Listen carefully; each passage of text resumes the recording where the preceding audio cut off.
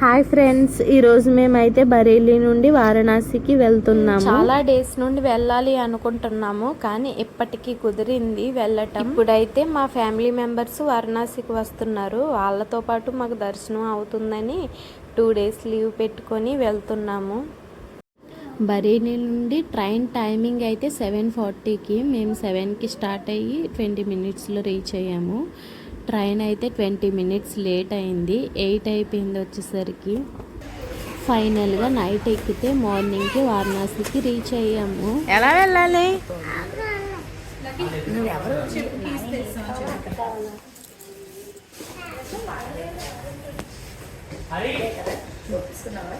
ఫైనల్గా మా ఫ్యామిలీ మెంబర్స్ని రీచ్ అయిపోయాము.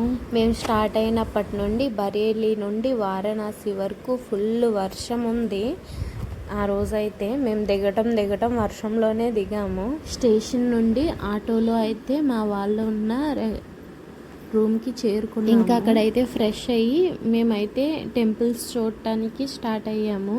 అక్కడ మెయిన్ టెంపుల్ కాకుండా ఇంకా చిన్న చిన్న టెంపుల్స్ కూడా ఉంటాయంట. ఇక్కడ బయట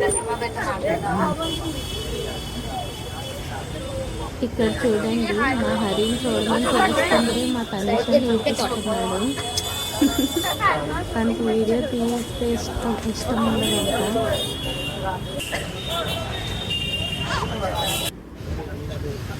ఇంకా ఆటోలో అయితే స్టార్ట్ అయ్యాము టెంపుల్స్ చూడటానికి.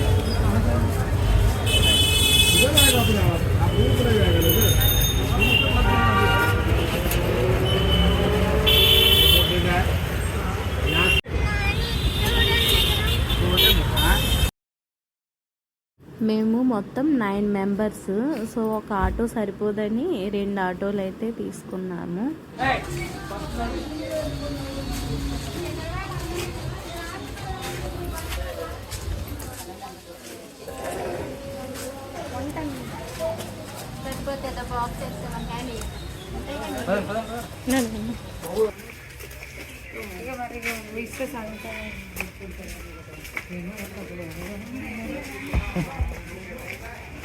ఫస్ట్ అయితే మేము గవ్వలమ్మ టెంపుల్కి వెళ్తున్నాము. గవ్వలమ్మ అంటే పరమేశ్వరునికి అక్క అంట. ఇక్కడైతే చిన్న చిన్నవి దేవునికి పెట్టేవి పూజ సామాన్లు ఉన్నాయి.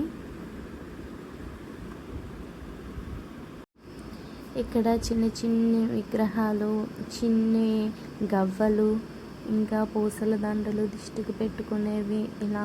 ఆటో అయితే గుడి దగ్గర వరకు రాలేదు. ఇక్కడ చిన్న సందులో ఉంటే అక్కడికి మేము నడుచుకునే వెళ్ళాము. ఈ దారిలో అయితే ఇలా కనిపిస్తున్నాయి ఇవన్నీను.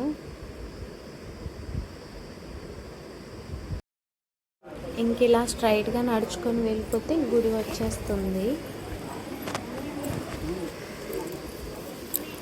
ఇక్కడైతే చాలా వరకు తెలుగు వాళ్ళే ఎక్కువ కనిపించారు. ఉత్తరప్రదేశ్లో అంటే ఎక్కువ హిందీ వాళ్ళే ఉంటారు అనుకుంటాము, కానీ వారణాసిలో మాత్రం తెలుగు వాళ్ళు చాలా ఎక్కువ ఉన్నారు. దర్శనానికి వచ్చిన వాళ్ళలో సగం తెలుగు వాళ్ళే కనిపించారు మాకైతే. ఇదిగో ఇక్కడే గవ్వలమ్మ టెంపుల్. ఇక్కడ పైకి స్టెప్స్ ఉంటాయి. ఈ స్టెప్స్ నడుచుకొని వెళ్తే పైకి గుడి ఉంటుంది. గుడి లోపలికి అయితే ఫోన్ తీయకూడదు కదా, పైన అయితే నేను వీడియో ఏం తీయలేదు.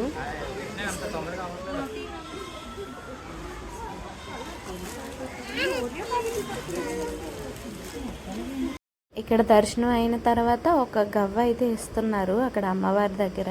అది ఒకటి 50 rupees. అది తీసుకొని మనం వేరే గుడికి బయలుదేరిపోయాము. నెక్స్ట్ అయితే దుర్గామాత టెంపుల్కి స్టార్ట్ అయ్యాము. ఇక్కడ టెంపుల్ అయితే చాలా బాగుంది. ఇలా బొడ్లు పెట్టారు మాకు వెళ్ళిన వెంటనే. టెంపుల్ కూడా చాలా బాగా అనిపించింది. మొబైల్స్ అయితే బయట తీసుకున్నారు. ఇంకా అక్కడ అయిపోయిన తర్వాత ఆటోలోనే ఇక్కడ బాలాజీ టెంపుల్ అంట. డైరెక్ట్ లోపలికి జారేటట్టు కూడా అయిపోయింది. మొత్తం తడితడిగా ఉంది.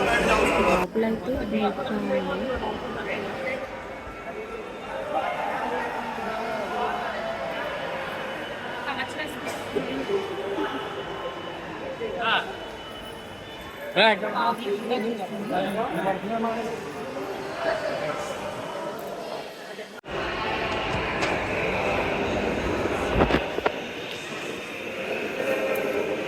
ఇక్కడ అయితే అన్నపూర్ణాదేవి, ఇంకా పక్కన రామ్ మందిర్,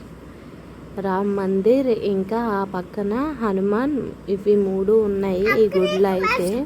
ఈ గుడిలో చాలా బాగుంది, ప్రశాంతంగా కూడా ఉంది, చాలా ఫ్రీగా ఉంది టెంపుల్ మొత్తము. మేమైతే ఇక్కడ కొంచెంసేపు కూర్చున్నాము.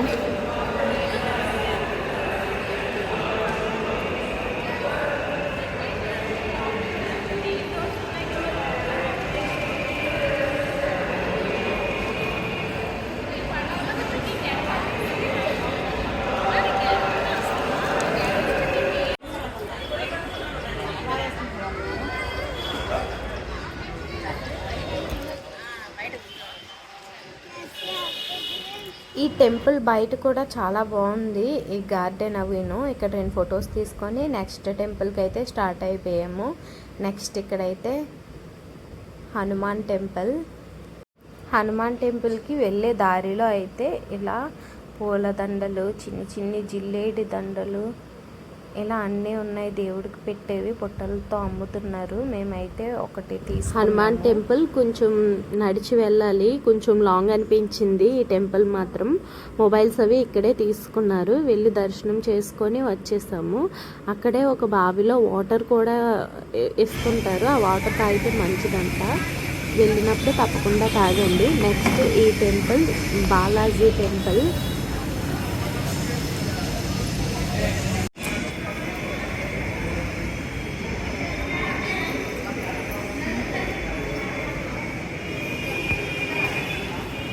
అయితే ఫ్రంట్ మొబైల్స్ ఏం తీసుకోలేదు, లోపలికి అలౌ చేశారు. ఇక్కడ కూడా చాలా బాగుంది, చూడండి.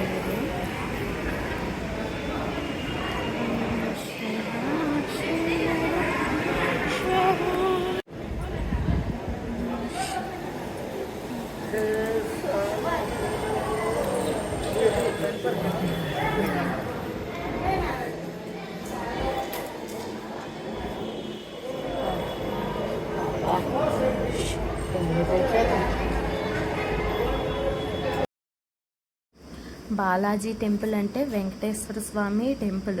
ఈ టెంపుల్ ఫ్రీగానే ఉంది, ఖాళీగా ఉంది, రష్ ఏం లేదు. దర్శనం కూడా ఫ్రీగానే అయింది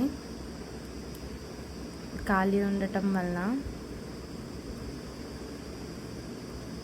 ఇక్కడైతే నెమల పింఛం ఉంటుంది కదా, దాంతో పొడవుగా స్టిక్లా చేసి చీపురులా కనిపిస్తుంది చూడటానికి. దానితో అందరికీ హెడ్ పైన కొడుతున్నారు. ఈయన మా వేదాంశి నవ్వేసుకుంటుంది, ఇలా కొడుతున్నారు ఏంటి హెడ్ పైన అని. కాశీ వెళ్ళినప్పుడు సెకండ్ డే కూడా ఉంటే మాత్రం ఈ టెంపుల్స్ అన్నీ కవర్ చేస్తే చాలా బాగున్నాయి. టెంపుల్స్ డిఫరెంట్గా ఉన్నాయి, మన సైడ్లా కాకుండా. మేము మార్నింగ్ 7కి స్టార్ట్ చేస్తే 11:20 అయింది టైమ్. ఈ టెంపుల్స్ చిన్న టెంపుల్స్ మొత్తం కవర్ అయ్యేసరికి నెక్స్ట్ మేము ఆ ఆటోలోనే మేమైతే గంగా నదికి వెళ్తున్నాము. అక్కడైతే చాలా ఘాట్స్ ఉన్నాయి. మమ్మల్ని స్టార్టింగ్ ఘాట్ దగ్గర ఈయన విడిచిపెట్టారు ఆటోలో. అయితే అక్కడ చిన్ని సందుల్లో ఉంది, అక్కడికి లోపలికి నడుచుకొని వెళ్తే మనకి ఘాట్ వస్తుంది. ఇదిగో మేమైతే ఇక్కడికి చేరుకున్నాము. ఈ ఘాట్లో 12 వరకు పెద్దవాళ్ళకి పిండ ప్రదానాలు చేసే వాళ్ళకి చేస్తుంటారంట, పంతులు ఉంటారు. ఇక్కడ తెలుగు పంతులు కూడా దొరుకుతుంటారు. అలా పెద్దవాళ్ళకి ఎవరికైనా అలా చేయాలనుకునే వాళ్ళు 12 లోపే వెళ్ళాలి ఘాట్ దగ్గరికి, 12 తర్వాత చేయరు. ఇక్కడైతే మేమైతే 11:30కి వెళ్ళాము, ఆ టైంకి అక్కడ చేస్తున్నారు. అయితే అక్కడ చేయటానికి కావాల్సింది ఒక పంచె, టవలు అలాంటివి ఇంటి దగ్గర నుండి అయినా తీసుకెళ్ళొచ్చు, లేదు అంటే అక్కడే దొరుకుతాయి కొనడానికి కూడా. మేము వెళ్ళేసరికి అయితే అలా చాలా మంది చేయించుకుంటున్నారు. అయితే ఇక్కడే బాబాయ్ కూడా హరితోని పిన్ని చేయించారు. అలా పంతులు గారితో పూజ చేసిన మొత్తం అక్కడ గంగా రివర్లో కలుపుతున్నారు. అక్కడైతే ఇంకా వాటర్లో కలిపేసి ఇంకా దండం పెట్టుకొని వాటర్ చల్లేసుకొని వచ్చేస్తున్నారు. ఇక్కడ నుండి అయితే మేము మణికర్ణిక ఘాట్కి వెళ్ళాలి, అందుకని మేము అందరూ కలిసి బోట్లో వెళ్తున్నాము. బోటింగ్కి అయితే మాకు ఘాట్ దగ్గరికి తీసుకెళ్ళడానికి 3000 తీసుకున్నారు. మణికర్ణిక ఘాట్లో స్నానం చేసి రిటర్న్ ఇక్కడికి తీసుకువచ్చేంత వరకు అని ఇలా మధ్యలో అయితే 48 ఘాట్స్ ఉంటాయంట. ఆ 48 ఘాట్స్ చూపిస్తామని చెప్పారు ఆయన. మేమైతే ఇంకా మణికర్ణిక ఘాట్ వరకు స్నానం చేయడానికి ఇటు వెళ్ళాలి కదా అని బోటింగ్ కూడా మధ్యాహ్నమే చేసేసాము. అక్కడ కొంచెం ఎండగా అనిపిస్తే ఆ గ్రీన్ కలర్ కట్టారు. మరి మణికర్ణిక ఘాట్ బోటింగ్ అయితే నెక్స్ట్ వీడియోలో వస్తుంది. అంటే